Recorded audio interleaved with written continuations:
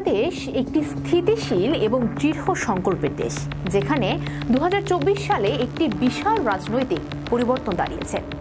মুজিব কন্যা শেখ হাসিনা 1.5 দশক ক্ষমতায় থাকার পর পদত্যাগ করার সাথে সাথে দেশটি চরম অনিশ্চয়তায় আঁকড়ে পড়েছে। রাস্তাগুলি প্রতিবাদে প্রতিধ্বনিত হয় এবং জাতির ভবিষ্যৎ নিয়ে প্রশ্ন ওঠে। সবার মনে একটাই প্রশ্ন, এই মুহূর্তটি কি হচ্ছে এবং সামনে কি রয়েছে।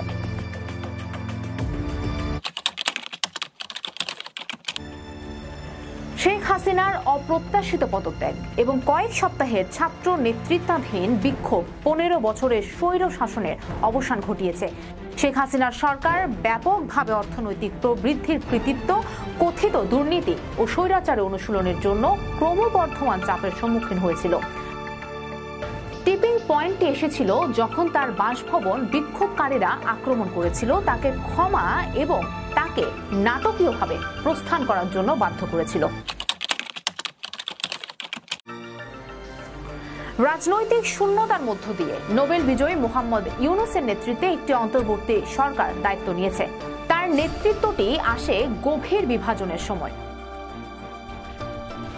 অন্তর্বর্তীকালীন সরকারের সেনাবাহিনীর বর্ধিত ভূমিকা জনমনে আশা ও সংশয় উভয় জাগিয়েছে। তবে আপাতত তাদের অগ্রাধিকার রয়েছে কয়েক মাসের মধ্যেই দেশকে স্থিতিশীল অবস্থায় নিয়ে আসা এবং সুষ্ঠু ও অবাধ একটি নির্বাচনের আয়োজন করা। জাতি বিক্ষোভে নিমজ্জিত হয়েছে মূলত ক্ষুব্ধ বিশ্ববিদ্যালয় শিক্ষার্থীদের নেতৃত্বে চাকরির কোঠা এবং অর্থনৈতিক বৈষম্য নিয়ে। প্রথমে একটি স্থানীয় আন্দোলন হিসেবে যা শুরু হলেও তা পরবর্তীতে বৃহত্তর রাজনৈতিক সংস্কারের জন্য একটি জাতীয় প্রতিবাদের রূপ নিয়েছে। উত্তেজনা এখনো তুঙ্গে। ঢাকার রাস্তায় এবং এর বাইরেও অন্তর্বর্তীকালীন শাসনের সমর্থক ও বিরুদ্ধবাদী উভয়ের মধ্যে ঘাত প্রতিঘাত এখন অব্যাহত রয়েছে।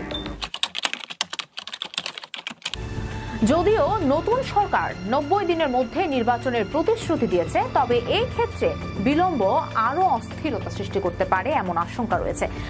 ইতিমধ্যে বিভিন্ন রাজনৈতিক দল এবং সুশীল সমাজ রাজনৈতিক কৌশলের একটি নতুন যুগের জন্য প্রস্তুত হচ্ছে। বিরোধী আওয়ামী লীগ তাদের শক্তিশালী নেতা হারানো সত্ত্বেও গণতান্ত্রিক শাসনে দ্রুত প্রত্যাবর্তনের চেষ্টা চালিয়ে যাচ্ছে। শত অনিশ্চয়তার মধ্যেও একটি জিনিস সুস্পষ্ট এবং তা হলো বাংলাদেশের ভবিষ্যৎ কেবল তার নেতাদের দ্বারা নয়, এর জনগণের সংকল্প দ্বারাই তৈরি হবে। রাজনৈতিক পট পরিবর্তনের সাথে সাথে দেশটি এখনো তার সবচেয়ে বড় পরীক্ষার মুখোমুখি। তা হলো সামনের পথ খুঁজে বের করা, যা স্থিতিশীলতা, গণতন্ত্র এবং ন্যায় বিচারের ভারসাম্যকে রক্ষা করে। বাংলাদেশ বর্তমান সময়ে একটি সংকটময় সময়ের ভেতর দিয়ে যাচ্ছে। পুরো বিশ্ব এখন একটি বিষয়ে তাকিয়ে দেখছে, তা হচ্ছে এই দেশ কি নতুন নেতৃত্বে আরো শক্তিশালী হয়ে উঠবে, নাকি আরো কঠিন বিভাজন এবং ধ্বংসের গভীরে নিমজ্জিত হবে।